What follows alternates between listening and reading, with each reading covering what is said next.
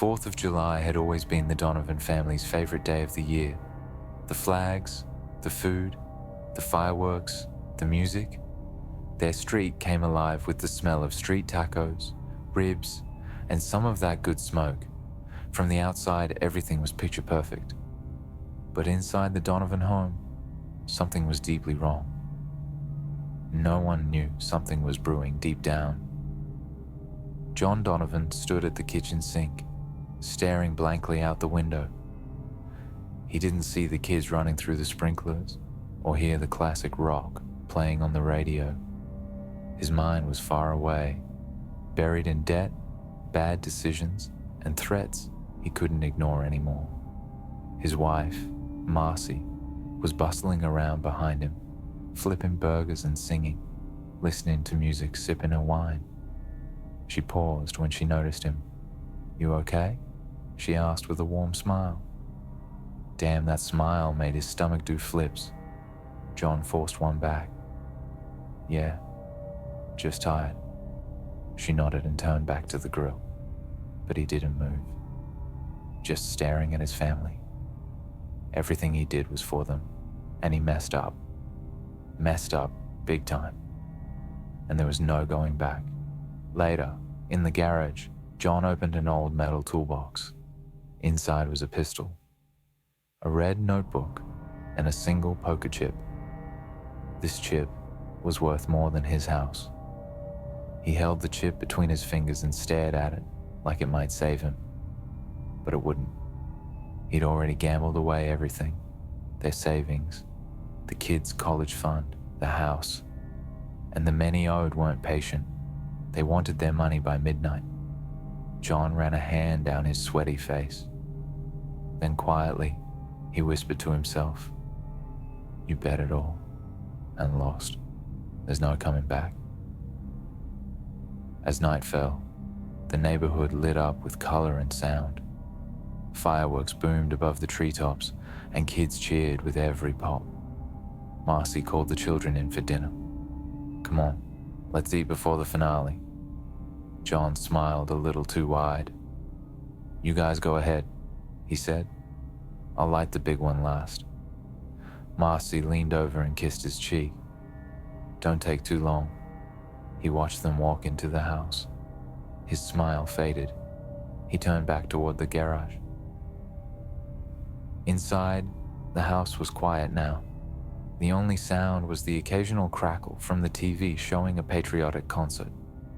Marcy opened the fridge. "Hey John, did you grab the..." A bang rang out.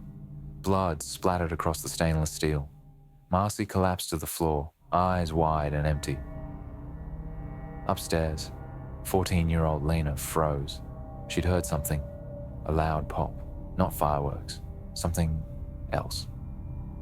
She crept to the top of the stairs, calling out, "Mom?" No answer. She grabbed her little brother Toby's hand. "Stay behind me," she whispered.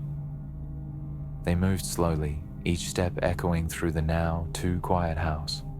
The smell of smoke was drifting in from outside, but something else too, something metallic. They turned the corner into the kitchen and saw her. Mom was lying on the floor, blood pooling beneath her, eyes staring into nothing. Lena gasped. Toby screamed.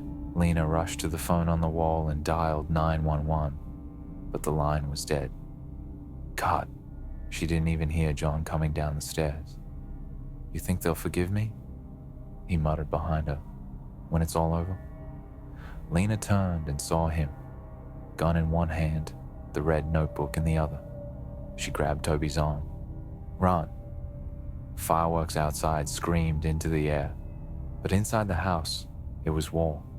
John had rigged fireworks inside, mini explosives crackling through the hallways, turning their home into a smoky hellscape. Red and white flares lit up the rooms in eerie, strobing flashes. Lena pulled Toby through the smoke, coughing, disoriented. The back door was just ahead.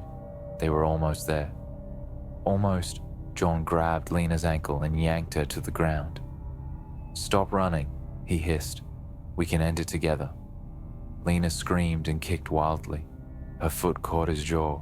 Hard. He let go. She scrambled up, pulling Toby behind her. They burst through the back door and onto the lawn. Outside, neighbors had finally noticed something was wrong. Screams, smoke, blood. Sirens wailed in the distance.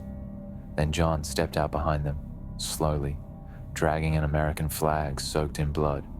He raised the pistol. Flashing red and blue lights illuminated his face, twisted with grief and madness. "Drop it," a police officer shouted. John didn't listen. Another bang, and John Donovan dropped to the ground. Later that night, the yard was lined with police tape and camera flashes. The house still smoldered behind them. The headline the next morning would read, 4th of July, family massacre. Father's debt turns deadly. Lena survived. Barely. Toby didn't speak for weeks. 1 year later, a new family lived in the Donovan house. On the 4th of July, they set off fireworks just like everyone else. But sometime after midnight, just as the last sparkle faded into smoke, the sound echoed faintly from the backyard. Pop, pop, then a scream. They turned. No one was there, just a blood-stained poker chip resting in the grass. If you have gambling addiction, please contact the number below. Lord, I come to you for help. Amen.